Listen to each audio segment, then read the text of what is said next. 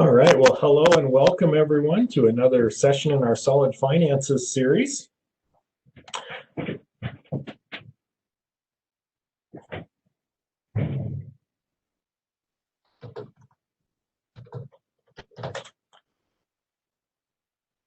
And today's session, we'll get started with a couple of housekeeping notes. First, our sponsors, as always, Montana State University Extension and North Dakota State University Extension are jointly bringing this program to you. Couple of reminders just about our website. We do keep all of our upcoming schedules listed there. We also keep recordings of all of our past sessions, or at least for the past year or two. Once they get dated, we do remove those. But also the contact information for myself and for Carrie as well. So if you do have follow-up questions or clarifications, or you've got a technical issue, feel free to go to that website, find our contact information, and then reach out to us. We do have a couple tools today. We'd like today to be as interactive as possible. So you're certainly welcome to send a chat window, and you can either select there to everyone or just to the hosts or just to myself or just to Carrie. If you do send it to everyone, obviously the whole group will then see your question. So it's up to you how you want to send a question in. If you do send it privately to just myself or Carrie, we will just say we've had a question come in and we won't read your name out loud. So if you'd like to remain anonymous, you're certainly welcome to do so. Also, if you haven't bookmarked our website, there's the website link, which I think most of you utilize to get logged in today. That is where we keep our login information. And if you haven't signed up for our reminder email list, you can also do that from this main page as well. And again, this is all of you obviously made it logged in here, but we will keep our schedule looking like this, where we'll have the join webinar link directly on this page each week, and we'll update that. And there will always only be one login link, so you won't accidentally click on a join webinar for a future session. So we'll just have the next one listed out there. We will take a break after today's session until December, and then we'll do 3 sessions again in a row. December 2nd, Dr. Carrie Johnson will join us for tips on good credit management. And also on December 9th, Dr. Johnson will discuss helping your kids learn about money. So those will be our next 2 sessions. But again, those will be in December. So we will take a bit of a break after today's session. And today we're also going to hear for the first time this year from Dr. Carrie Johnson with North Dakota State University Extension. And today her topic is going to be budgeting, and specifically how to get the most out of your money. So while Dr. Johnson is talking, feel free to send questions in, and we'll try to work those in when there's a pause, or if we don't catch them during the series or during the presentation, we'll catch them all at the end. Right. Thank you, Joel. I appreciate the introduction. So like Joel said, today I'm going to be talking about budgeting. This is a topic I actually really enjoy talking about. There are so many different ways that you can create a budget. And what I really like about it is that it is a little bit more dependent on what you like. You can adapt any budget to fit your needs. So we'll talk a little bit today about that, and then we'll get into some different ways on how to track how your budget's going, and kind of monitor how everything is working out in your household finances. But I typically like to start when I'm talking about budgeting. I like to start talking like you need to really decide like where are you at now, right? A lot of people don't like looking at a net worth statement, but it's really important to really gauge where are you at this particular point in time. So if you're just starting to budget, or if you haven't done a net worth statement recently, I would really suggest that you start there. What are your assets? What are your liabilities? It just gives us that snapshot of kind of where you're at financially. Now, at this time, I tell people, don't worry if it's negative, don't worry if it's positive. The nice thing with the net worth statement is this is your net worth, it's always changing. But what I like to do is do this annually. So typically I do mine in July for some reason, but maybe it's, New Year's coming up. Maybe now is a good time to just gather that data. And so a year from now, you can kind of look back and see, where did I start from a year ago? Where am I at? Am I headed in the right direction? Working with younger people, especially, they may be a little bit panicked if they see a negative net worth. However, when you're just starting out in life, you might have to take on larger loans. You might be purchasing a house, a new vehicle. Those are all large expenses, and typically most people will need to borrow money to pay for those types of things. So knowing that, you may, of course, have this large negative number when you're younger, and then moving forward, are we moving in the right direction? That's really what I like to use this net worth statement as. So once we know where we're at, we need to know where we're going. So do you have set financial goals? Do you have very specific things that you are saving for, or you maybe it's paying down debt is one of your financial goals? And I like to split mine into short, kind of medium term and long term goals. Now these time frames can, every expert might have a different time frame in mind. I like to set my short-term goals within 3 months, just because if I hit a financial goal that keeps me motivated to keep going. Sometimes you'll see short-term goals are a year in advance, and sometimes that's just not something that you can get to soon enough to make you want to keep going.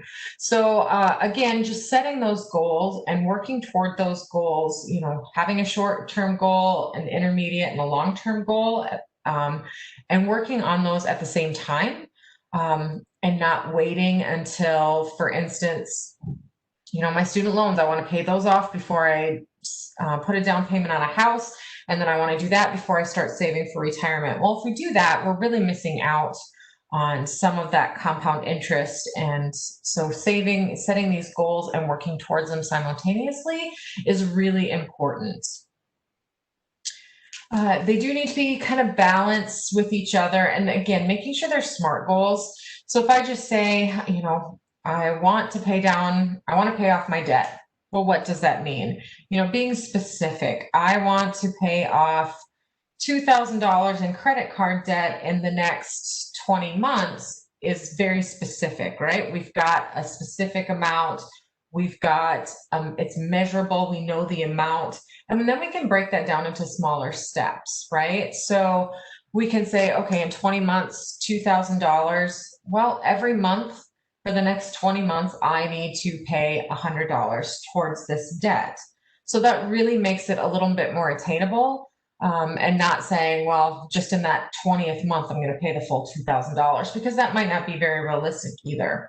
And again, is it realistic? Can you actually take $100 from your monthly budget and put toward that debt? And then finally, setting that time frame is really important too, because it does help us break these goals down into those attainable, smaller steps, and then we can work it into our budget. So as you can see, with our net worth, is kind of where we're at any given time and where we need to go. All right, and I had a question come in, and I'm going to address that later. So the person who just asked about working in how to track debit card expenses, we will talk about that after a bit. So again, we've got where we're starting, where we're going, and how do we get from point A to point B.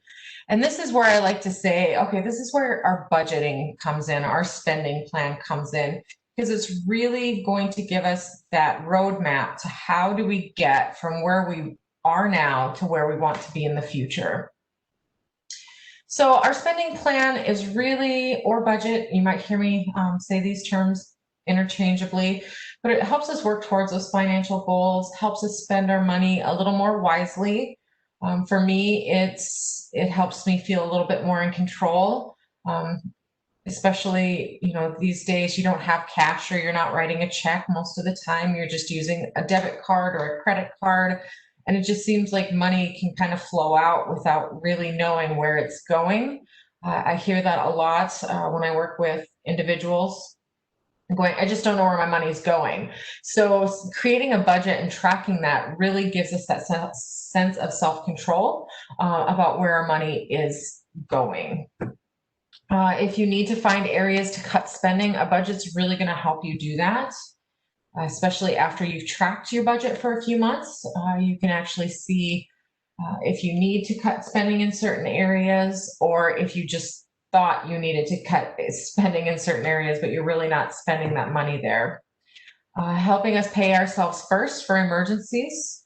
It's really important that we start a savings account for those what ifs. You know, what if something happens? What if I can no longer work? Or what if I'm laid off for a couple months or a couple weeks? Or what if I need, you know, I get in a car accident and I have to come up with a deductible so I can pay for those repairs. So having a little bit of money set aside so it doesn't throw our budget completely out of whack one month because we have a larger expense. So having that emergency fund, putting in a savings goal as part of your monthly budget, and setting aside something out of every paycheck or every month to save for those emergencies. And then finally, helps us pay our bills on time. Again, that, you know, a lot of younger people creating a budget and actually looking at what bills you have and expenses. It's a great place to start for that, and really looking at when are things due and making sure that we don't have late fees, which will then save money in the long run by not having late payment fees, or by increasing credit score if we're talking about debt payments. So budgeting is a pretty simple concept. It's income minus our expenses, and that gives us our monthly balance. Now, I say it's a simple concept. It doesn't mean it's simple to do, because we get frustrated. You know, we'll use a budgeting tool that somebody says, this is working great for me, and I love this budget method, and you try it and it just doesn't work for you. So we're going to talk about all the different options that you can look at trying. And seeing what does work for you and what can really help you stay on top of your budget. So the first thing we said is that you need to determine your income. So this really is any money you have coming in. What I mean by that is not only a paycheck or salary or income from a job, but if you have money coming in, like from working with a college student, we talk about their financial aid. So if they have scholarships or grant money that's coming in, that's money that's going to be helping them pay for an expense. So we talk about how do we budget that and how that might be different than a regular paycheck. Other money, gifts you may have, for individuals who are receiving benefits, whether that be unemployment benefits or possibly SNAP benefits to help pay for groceries and food expenses. Those things should also be put into the income section of a budget and considered, because one might say, well, SNAP, that's not money. You can't pay your bills with that. However, you are paying an expense. Food, groceries, that is an expense that you have to pay for, so that those SNAP benefits are really there to help you pay those particular expenses. Granted, you can't spend it on anything, but you can budget that, so it can then help you stay within that maybe grocery category by budgeting that a little bit differently than you do your income from a job, to help save cash or your paycheck for other expenses. So now we're going to talk about expenses. There are 3 different types of expenses that you'll want to budget for, and each of them are budgeted for a little bit differently. So we have fixed expenses, flexible expenses, and then you can call them occasional, periodic, whatever you may think that, or may want to call those. So our fixed expenses, these are the easiest expenses to budget for. So our fixed expenses are going to be those things that you pay for every single month. The amount never changes. So things like rent, mortgage payment, auto loan payment. So typically that's going to be any of those fixed loan payments. So again, a lot easier to budget for fixed expenses than it is these other two types of expenses. The one thing with fixed expenses, though, if you're looking at, well, I need to adjust my budget, it's going to be a little harder to change those amounts on your fixed expense category. We talked, Joel last week talked about refinancing a mortgage. And as you could tell from that, it's not an easy process. It's not something you can just, call and the next day you've got a new loan amount. It takes a lot of time and effort and money to change the payment terms on most of your fixed expenses. Even if you think like rent, hey, I could just move to a new apartment. That's still taking or apartment or house or whatever you're renting. That still takes a lot of time and effort and money up front to change that amount. Flexible expenses, these occur every month, again, just like your fixed, but the amount on them are going to be variable. So things like gas for your vehicle, groceries, that's my largest flexible expense.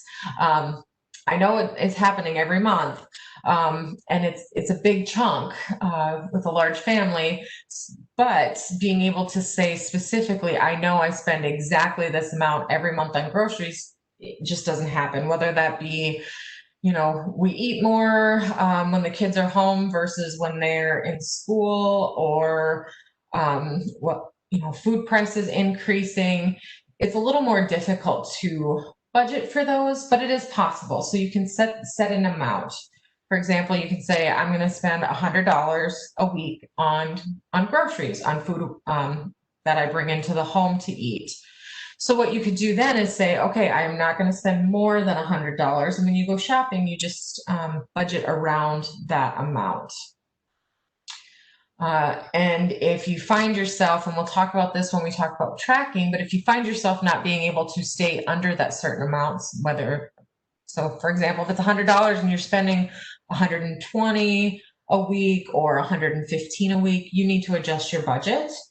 Because if you don't have a realistic budget that you can, maintain and you can stay within those amounts, it's a little frustrating and you get a little down and you decide, you know what, maybe I just don't want to budget anymore because I can't stay within it anyway. And then finally, we have occasional and periodic expenses. These expenses really happen every once in a while. So one big one I know in my house, holidays are coming up, or birthdays, gifts, those types of things. You also have possibly car insurance. You might pay that on a semi-annual basis. So you might pay that twice a year versus every month. Or tax and license on your car, which you pay every year. Now, a lot of these, they're going to be coming up. So working them into your budget monthly and setting aside a little bit of money every month into a separate account to help meet these occasional and periodic expenses is really a good idea. Now, if you typically have a lot of discretionary income left at the end of the month, and you don't have to worry about budgeting so closely, don't worry about that, but just making sure that you know which ones are coming up every month. So a question just came in that I will address. So do you have any tips for planning for car repairs? So recently had an $1,100 car repair. So it's a little bit like an occasional periodic expense. It's also an emergency. So you can look at it from either of those angles. But having a savings goal where you're putting a little bit of money aside every paycheck. Reading textbooks and those types of things. As an academic, you see professionals are telling us, oh, you need to have 3 to 6 months worth of expenses in an emergency savings account. I find that a little overwhelming, even for myself when I'm working with people. So what I typically suggest is set an amount. Whether that be $500, whether that be $250, just start with some amount. And even if you can only put $30 in a savings account every paycheck, start that habit. I really think it's all about habit, right? If we say we're going to pay ourselves first, don't worry about, oh, it has to be 10% of my income. Just say, I'm going to set this amount.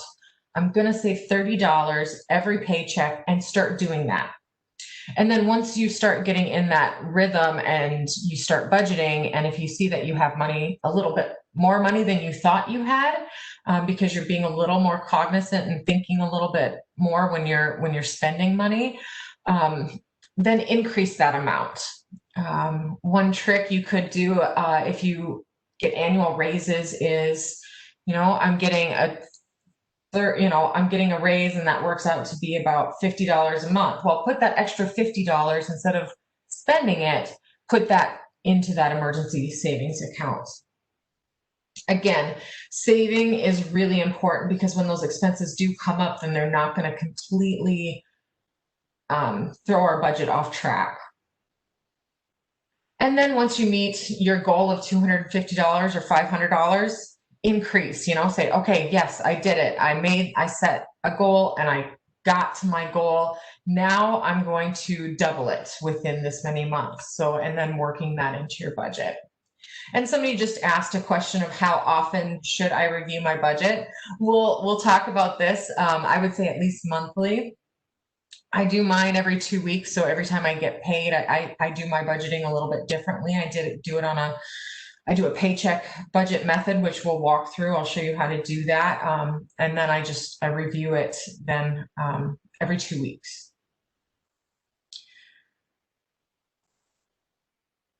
So that was actually a good lead in. So check your budget every month. Having a written type or an electronic budget that you can actually go and refer to after you've spent. Did you stay within that budget category? So if not, do you need to adjust your budget or do you need to cut down on spending? Sometimes it's cutting down on spending. Like I said, I do check mine a little more often, and we'll talk about how all those different methods and the different worksheets you can use that are already out there. There's a ton of templates available for free online. If you look at the resources I put for this week, I included one from North Dakota State and one from Montana State University, and you can adjust those as you see fit. They're just some starting guides for you. So how much should your expenses be? I do get this question quite often, and I'm always like, I don't want to tell you how to spend your money, right? Everybody has different goals. Everybody has different priorities. These are some averages. And this came from New Mexico State University Extension from how to develop a spending plan. So these are just some guides for you. They're not set in stone. Again, finances are really, I always say they're more personal than they are about money, right? What works best for you and your family is probably not going to work best for me and my family. But these, when I work with people and we really look at their budget, these are pretty close. And these, I believe they actually got from doing some research by looking at the Consumer Expenditure Survey. So the Bureau of Labor Statistics has households across the country that take part in this study where they keep track every time they spend money, they write it down and they submit this for this database. And there's also journaling involved in some of this. So there's a lot of really good data out there that shows us what does the average American household spend their money on. So if you actually compare this with the table that I showed you on the previous slide, they're pretty close. Housing, of course, is going to be our biggest expense. And this includes mortgage payments, rent, insurance, utilities. This is really your shelter category. And then the next is transportation, which is actually higher than food. But it just, again, these are averages. Some people are higher, some people are lower, but it just gives you a really nice idea of, am I kind of falling within how other people are? Some people like to compare themselves to kind of national averages. So that is available if you ever want to look at that. So I said there are different budgets. There's a lot of them out there. Today I'm going to give a quick overview of these five. A few I'll probably spend a little bit more time on just because more people use them or I have a little more experience using them myself. I have tried all of them. Um, I always like to tell people, you know what, I'm not going to tell you to use something if I haven't used it myself, and I can kind of give you, I don't want to give you an opinion, but just say this is how it works, and this is how it worked for me and why it did or why it didn't. So I'll give you a brief overview of each of these.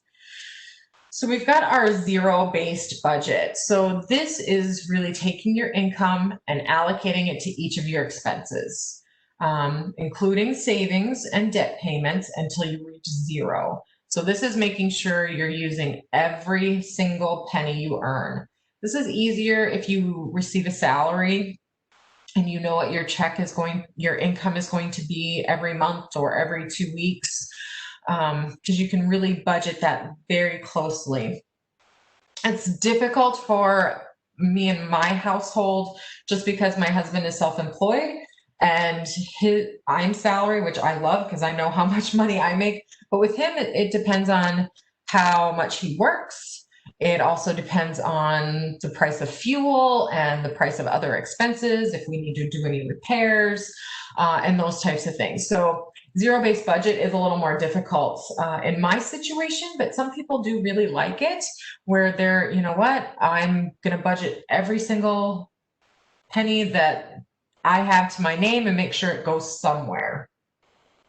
Whether that be to your savings if you have extra after paying your expenses, or if you pay extra on a debt payment that you have. Paycheck budget method. This one I was working with my graduate assistant and we were creating these worksheets, and this is one I hadn't used before. And after really looking at it, and I was like, this is actually kind of how I have been budgeting anyway. So I decided I'm going to start just using each of these and seeing how it goes. And I really liked this. Now, again, with my husband's income, it's a little more difficult, but what I have done is just said, okay, here's the average. And I know, you know, for example, I'm going to put in our personal account a certain amount of money every paycheck. So I budget by paycheck, and then out of each one of them, I assign different expenses. For example, out of paycheck one, which is my income, I put mortgage. So I'll pay the mortgage payment. Paycheck two might be my husband's paycheck, and he pays the car payment. So each expense is assigned a specific income that's coming in. Now you can break down. So on ours, we have, okay, groceries, $200. These are just numbers, but $200 on paycheck one for groceries, $200 on paycheck three for groceries. Make sure to budget things like entertainment. Make sure to budget things like eating out. We might not be eating out quite as much as we used to, just because of the way things are going in the world right now, but making sure that we're honest with ourselves when we're doing our budgets. Because if we're not being honest and saying, okay, you know what, I spend $100 every 2 weeks to go to the movies and dine out and enjoy myself, then this isn't going to work. We have to be honest. We have to look at this and go look at it critically and say, okay, this is where my money is going. And that way we can kind of gauge, is that really where it should be going because we don't have enough money for groceries, or our utility payments aren't being met. So really looking at that and saying, where is it going? And then tracking that. Again, we'll talk about those tracking methods, but I really like this paycheck budget method as a way to budget our finances. This budget, the 50-30-20 budget, is a very simplified version of budgeting. So it is basically 50% of your income goes to needs. So if you make $5,000 a month, 2,500 will go towards your needs. So your shelter, any transportation you need to get back and forth to work, food, healthcare, clothing. So those types of things will be 50% of what you earn. 30% will be on wants. So your entertainment, your hobbies, just going shopping and enjoying ourselves. That's going to be the 30%. And then savings with this method is 20%. So it's allocating 100% of our income again, but then taking that and breaking it down into the different percentages of that income. So this one looks pretty simple, but I always go, oh yeah, I probably spend more on my needs. Although now that I think about it, maybe I do spend more than 30% on my wants. But again, if you want something simple, you can go this way. Half payments.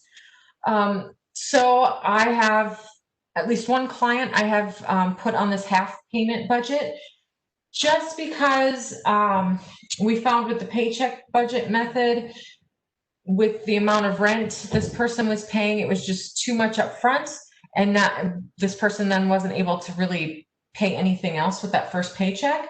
But if we took half the rent payment out the first part of the month and the second half out the second, by paying it twice a month and splitting that larger bill in half, this person then could then budget around that and have that money that they needed for their other expenses in those parts of the month. So you just take your regular recurring bills and divide them in half, and you either save them and pay it once, or you pay it 2 times to then make that full payment. So again, really good if you have one larger expense that you just can't make with one paycheck. And then we have our reverse budget. This budget is really prioritizing saving and overspending. I always forget to correct this. It's saving overspending, not saving and spending. This budget really focuses on paying yourself first. I would really like to say all of them, you should pay yourself first. You should always prioritize having some money put away for a rainy day. But this budget also talks about setting aside an average of 10% of your take-home pay.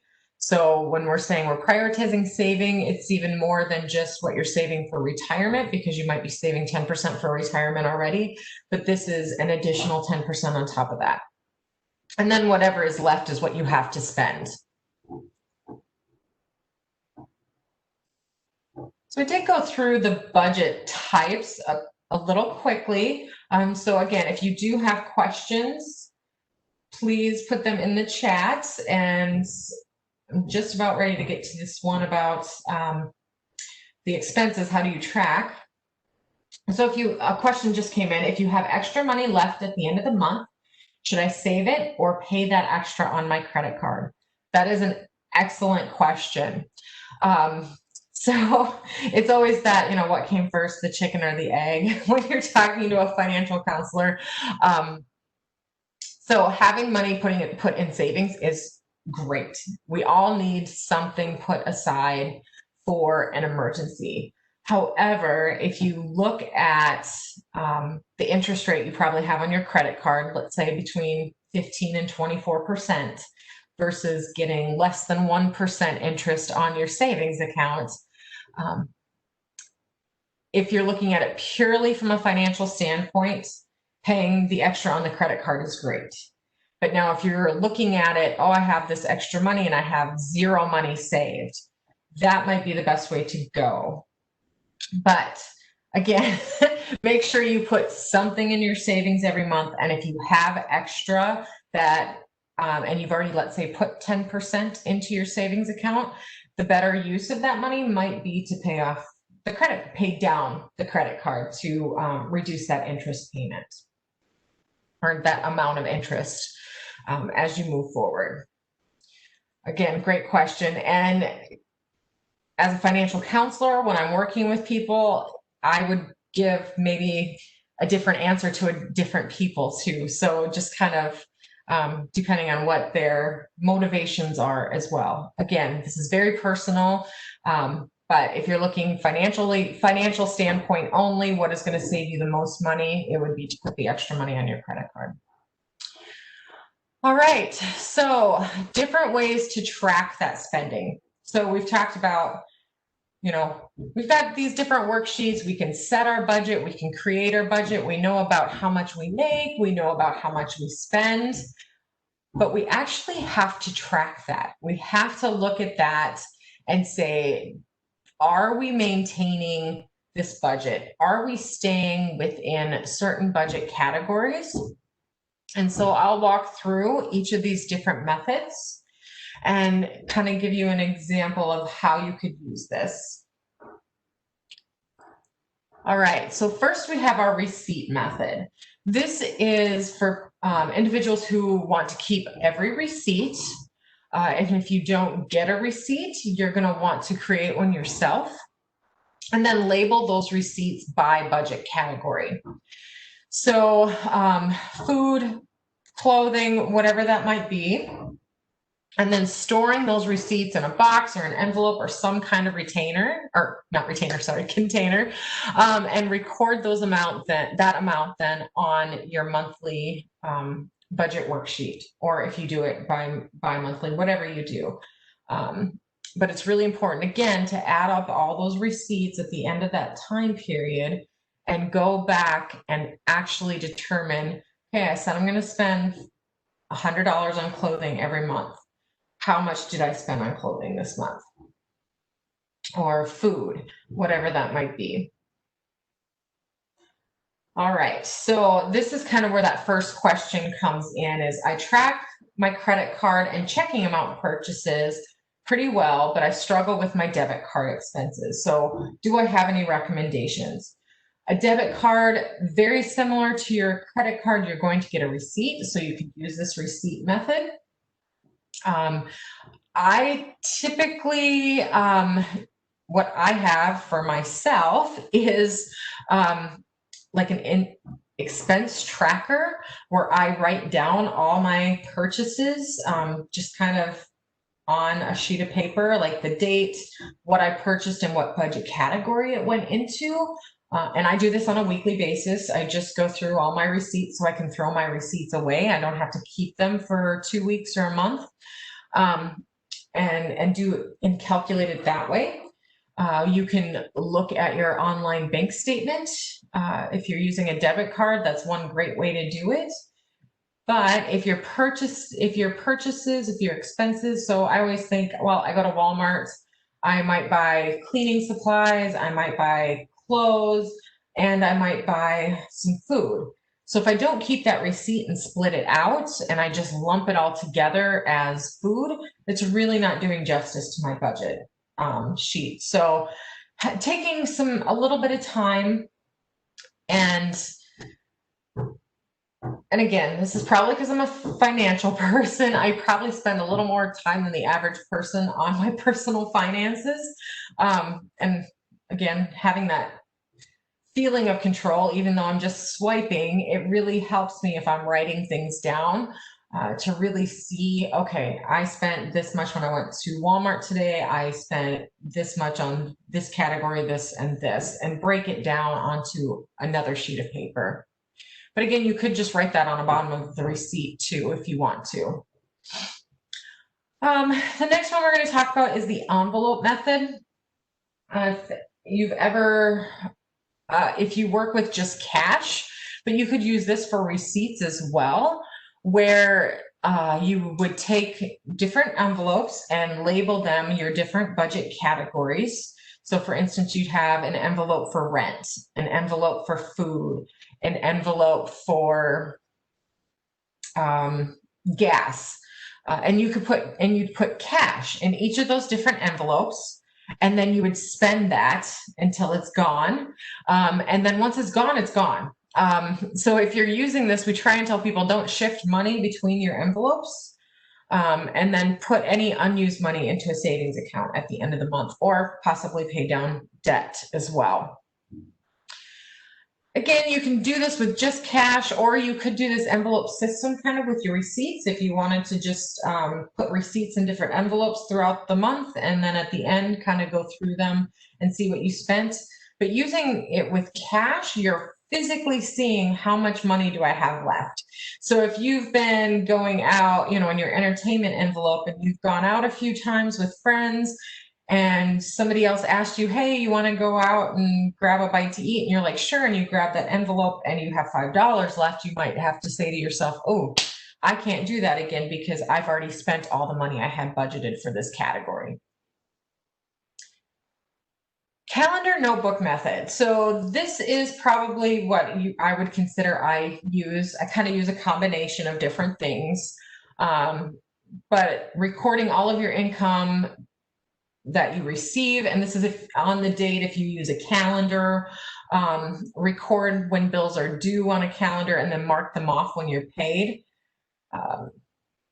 I, again, have that notebook, that expense sheet where I just write down how much I spend, and then at the end of the month, I kind of reconcile that, or those 2 weeks, and then record that on that budget worksheet. And it's really a good method for planning occasional expenses if you're using the calendars, especially because you can see what's coming up. Like physically, you can see on a calendar what bigger expenses you might have coming up that you need to be saving a little bit extra for. Register method. So if you've ever had a checking account, you've seen a checkbook register. So this works really well for checks or even for debit cards. Record all your transactions in that register. And then for each one of those entries, just make a note what budget category it's coming out of. So if you still like to balance your bank account using a register, and you can get them for free a lot of times from a bank, you don't even, you might just ask them, do you have any extra registers? And they'll hand you some.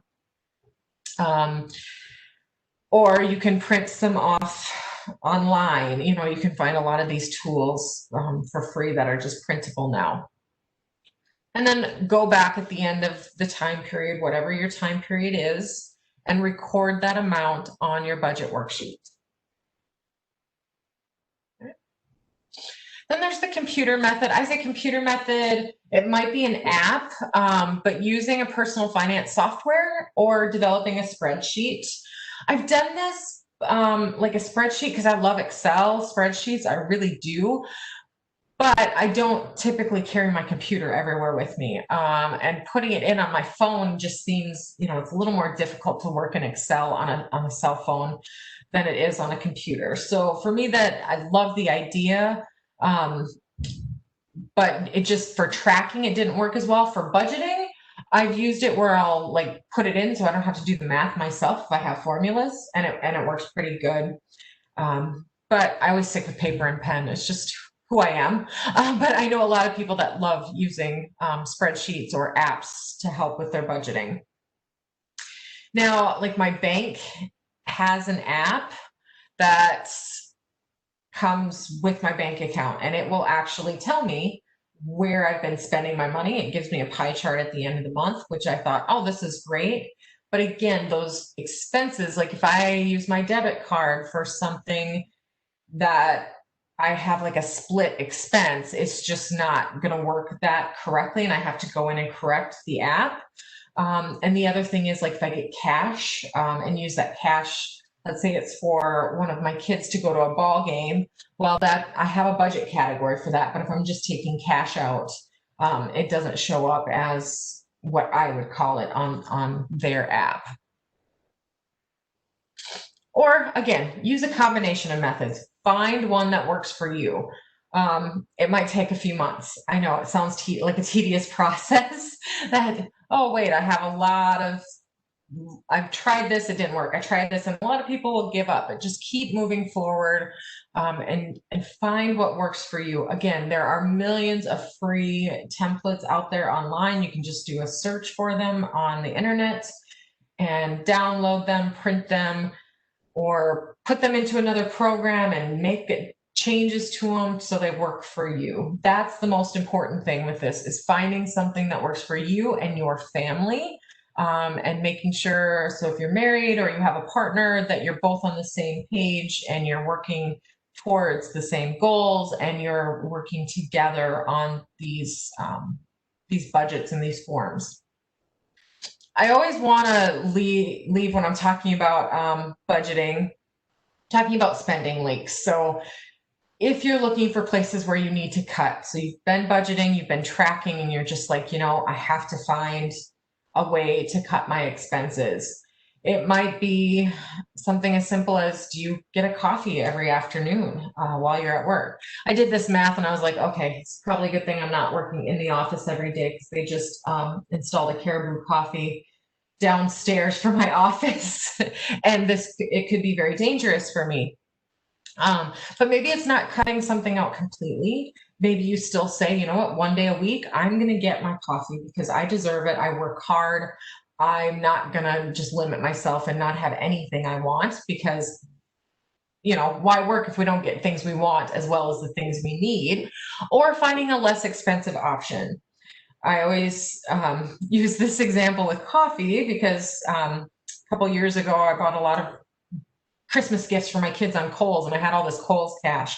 I ended up getting a very nice coffee maker that I got with my Kohl's cash. So it didn't technically cost me anything, but it has the frother, and it came with a fun little recipe book, and I can make some really good coffee with this coffee machine that I got. All right. So as you're going through, just thinking, what are your spending leaks? Do you eat out a lot, or do you grab a bag of chips every time and a soda every single time you go get gas and fill up your car? Just thinking of all of those different ways that you could maybe plug some of those spending leaks.